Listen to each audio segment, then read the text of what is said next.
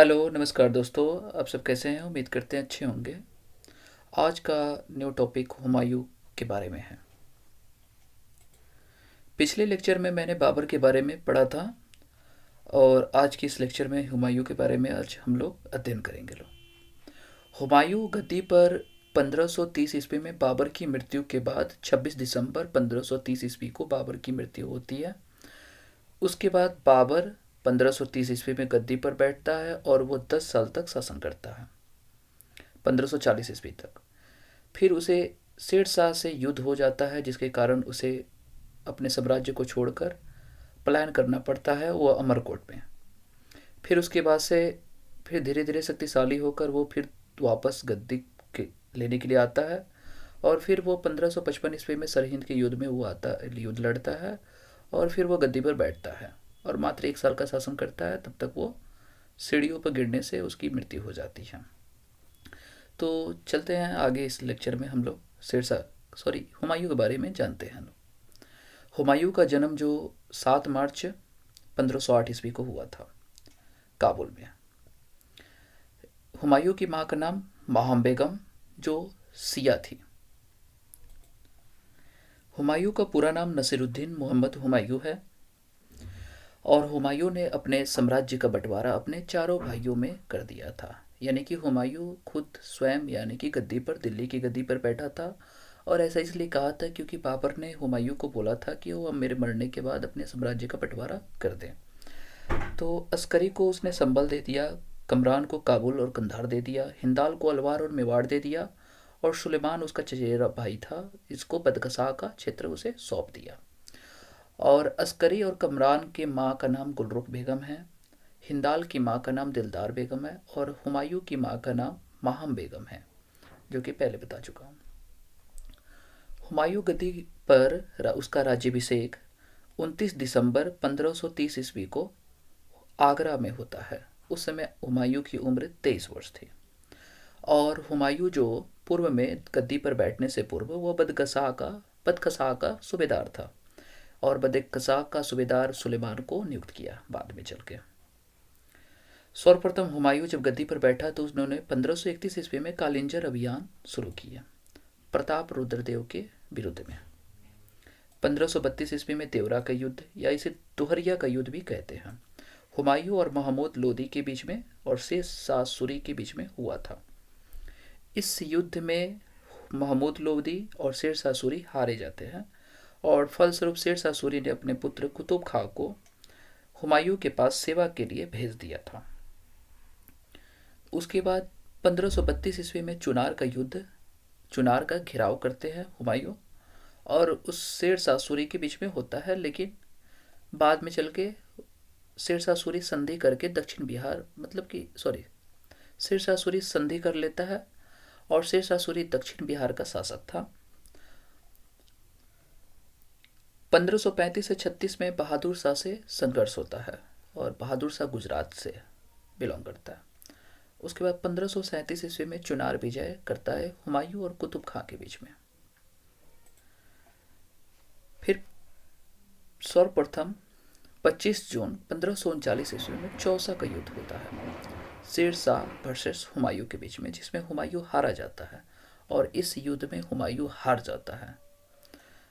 1539 में चौसा का युद्ध होता है। अगले 1 साल फिर 17 मई 1540 को कन्नौज या बिलग्राम का युद्ध होता है, जिसमें फिर हुमायूं हारा जाता है और हुमायूं भागकर अमरकोट चला जाता है राणा बीरसाल के शरण में।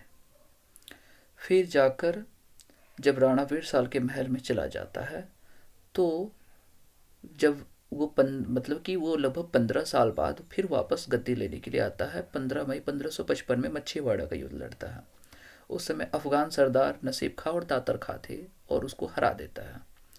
फिर 1555 ईस्वी में यानी कि जून 1555 में सरहिंद का युद्ध लड़ता है सिकंदर सूरी वर्सेस हुमायूं के बीच में और हुमायूं इस युद्ध में जीत जाता है। फलस्वरूप उसके साम्राज्य फिर पुनः वापस आ जाता है।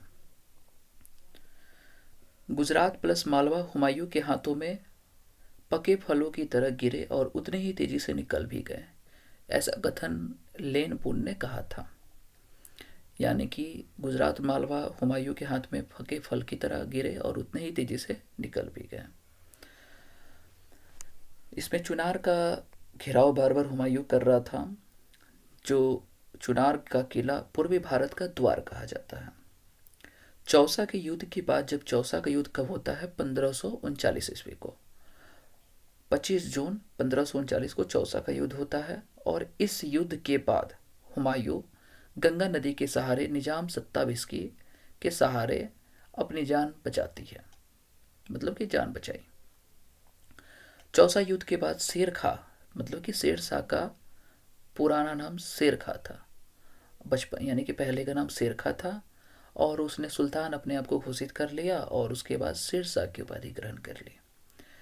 23 जुलाई 1555 ईस्वी को पुनः गद्दी पर हुमायूं बैठता है और उसके बाद से हुमायूं का शासन स्टार्ट हो जाता है। हुमायूं नामा गुलबदन बेगम ने लिखी थी और हुमायूं नामा बताया जाता है 2 पार्ट में है, जिसमें एक भाग में हुमायूं का वर्णन है और दूसरे पार्ट में बाबर का वर्णन है। हुमायूं की मकबरा जो है वो उसकी पत्नी हाजी बेगम बनाती है और इसके स्थापत्यकार मिर्जा ग्यास बेग है। और ऐसा बोला जाता है कि ये ताजमहल का पूर्वगामी है, यानी कि हुमायूं का मकबरा को देखकर ही ताजमहल का निर्माण हुआ, यानी कि ताजमहल का पूर्वगामी हुमायूं का मकबरा है। हुमायूं का मकबरा चारबाग शैली में बनी हुई है और ये चारबाग शैली का फर्स्ट एग्जाम्पल सिकंदर सूरी के मकबरा में दिखता है। हुमायूं ज्योतिषी पर विश्वास करता था और वो सप्ताह के 7 दिन भिन्न भिन्न रंग के कपड़े पहनता था, यानी कि सैटरडे को वो ब्लैक रंग का कपड़ा पहनता था, मंडे को वाइट रंग का कपड़ा पहनता था और संडे को येलो रंग का कपड़ा पहनता था। हुमायूं के समय विक्रमादित्य की मां कर्णवती जो चित्तौड़ की थी, हुमायूं के लिए राखी भेजी थी। हुमायूं तिनपना नगर की स्थापना 1533 ईस्वी में किया था और इसी तिनपना में पुस्तकालय शेर मंडल का निर्माण किया था और इसी पुस्तकालय की सीढ़ी से गिरकर हुमायूं की मृत्यु हो जाती है। यानी उसकी मृत्यु 17 जनवरी 1556 को हुई थी और इसकी मृत्यु को 17 दिन तक गुप्त रखा जाता है। हुमायूं के समकालीन गुरु सिख गुरु अंगद थे, यानी कि अंगद जो थे, गुरु अंगद, वो हुमायूं के समकालीन थे। अबुल फजल ने हुमायूं को इंसान एक कामिल कहा, यानी कि अगर पूछे हुमायूं को इंसान एक कामिल किसने कहा, अबुल फजल ने कहा। हुमायूं नमा अफीमची, तीरंदाजी, घुड़सवारी में माहिर थे। हुमायूं ने ही मीना बाजार की शुरुआत की। हुमायूं के समय उसके कुछ वर्ग में अपने को बांटा था, जैसे अहले मुराद वर्ग, इसमें वादक संगीतज्ञ नर्तकी रहते थे। अहले मुराद वर्ग में वादक संगीतज्ञ नर्तकी रहते थे। अहले दौलत वर्ग में राज परिवार उच्च सैन्य अधिकारी रहते थे। अहले सदात में सद्र और काजी लोग रहते थे। अहले मुराद वर्ग, अहले दौलत और अहले सदात। बाबर का वजीर निजामुद्दीन हुमायूं के स्थान पर मेहदी ख्वाजा को बादशाह बनने की कोशिश की थी। यानी कि इस लाइन में बताया जा रहा है कि हुमायूं जब गद्दी पर बैठा था तो बाबर का वजीर जो निजामुद्दीन था और ये चाहता था कि हुमायूं की जगह पर मेहदी ख्वाजा गद्दी को पर बैठाया जाए, लेकिन मेहदी ख्वाजा गद्दी पर नहीं बैठा, यानी कि उसका प्रयास जो है असफल रहा। हुमायूं के वजीर अमीर उवैस, यानी कि हुमायूं के कौन कौन से वजीर रहे, तो अमीर उवैस रहे, उसके बाद हिंदू बेग, कराचा खा, ख्वाजा कासिम जो बाद में भ्रष्ट पकड़े गए, और उसके बाद सुल्तान वली। हुमायूं ख्वाद मीर प्लस यानी कि जौहर अफ्ताबजी को संरक्षण प्रदान किया था। ख्वाद मीर को अमीर ए अखबार की उपाधि दी थी। 1538 में बंगाल के गौड़ क्षेत्र का पुनर्निर्माण कर जन्नताबाद नाम रखा, यानी कि बंगाल के गौड़ क्षेत्र का पुनर्निर्माण कर जन्नताबाद रखा। हुमायूं के निर्वासन काल, यानी कि जब हुमायूं जो है कन्नौज या बिलग्राम का युद्ध जब हार जाता है और उसके बाद से वो राणा वीर साल के महल अमरकोट चला जाता है 1540 से 55 के बीच में। इस समय इसकी सहायता ईरान के शासक तहमास से कर रहा था। यानी कि हुमायूं का शासन काल का जो निर्वासन काल जो था, उस समय उसकी सहायता तहमास से करता था। हिंदाल के आध्यात्मिक गुरु सिया मीर बाबा दोस्त उर्फ मीर अली अकबर, हिंदाल के आध्यात्मिक गुरु थे सिया मीर बाबा दोस्त, यानी कि उनको मीर अली अकबर जामी की पुत्री हमीदा बानो बेगम से 29 अगस्त 1541 को विवाह हो जाता है।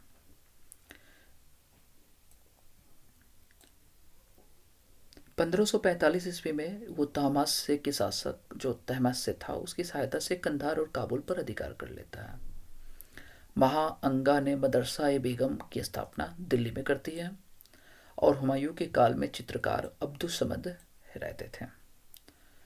तो ठीक है दोस्तों, उम्मीद करते हैं आपको वीडियो अच्छी लगी हो और मैं इस वीडियो में हुमायूं के बारे में अधिक से अधिक जानकारी देने का प्रयास किया हूँ और उम्मीद करता हूँ अच्छी लगी होगी आपको।